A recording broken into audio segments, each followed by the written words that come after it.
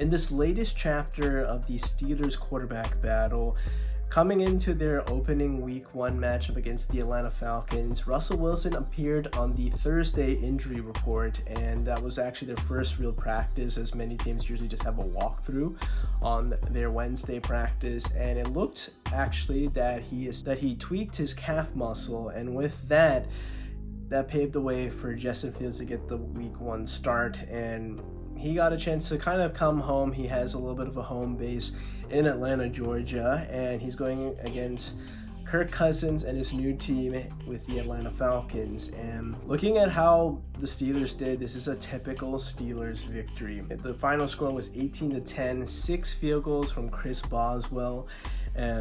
Defense was the name of the game for the Pittsburgh Steelers. TJ Watt was phenomenal, had the game-ending sack, and there was countless pressure on Kirk Cousins all afternoon long.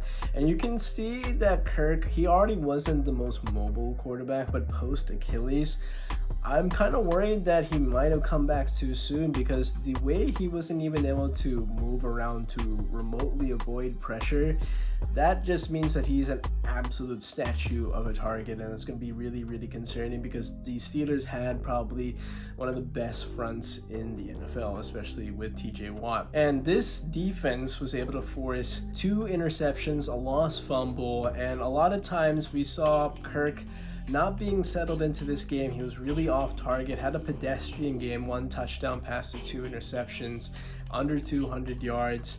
And you didn't really see a ton from what I really expected from this Falcons offense. I know it's going to be a process and they're going to have some tough outs, absolutely, but it's just not a good start right off the bat in Atlanta. You got to see Kyle Pitts be featured for a little bit in the red zone, but other than that, him and Drake London, I think, only combined for 50 yards. Bijan was probably the highlight offensively. He had like 68 yards, but still, that's nothing extraordinary. Again, it comes down to Kirk Cousins. Is he going to be able to deliver when the moments matter? Because he got this big deal. Atlanta is going with the veteran quarterback.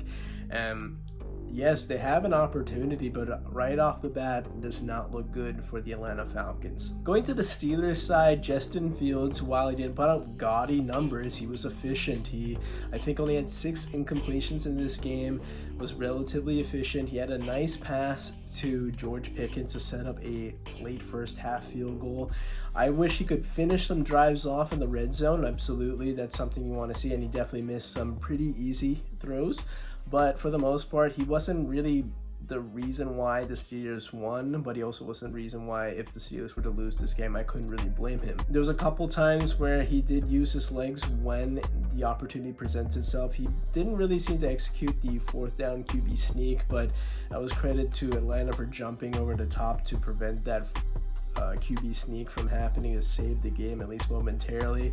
And now going into week 2, Russ might have some more time to nurse that calf, but do you want to throw him in on the road against his former team? I just don't know if that's even worth the risk at this point. You probably at this point need to just start looking at what you have in Justin Fields. If he's able to continue to adapt, grow, and settle in, he could be your quarterback of the future. And at this point, it might be curtains for Russell West.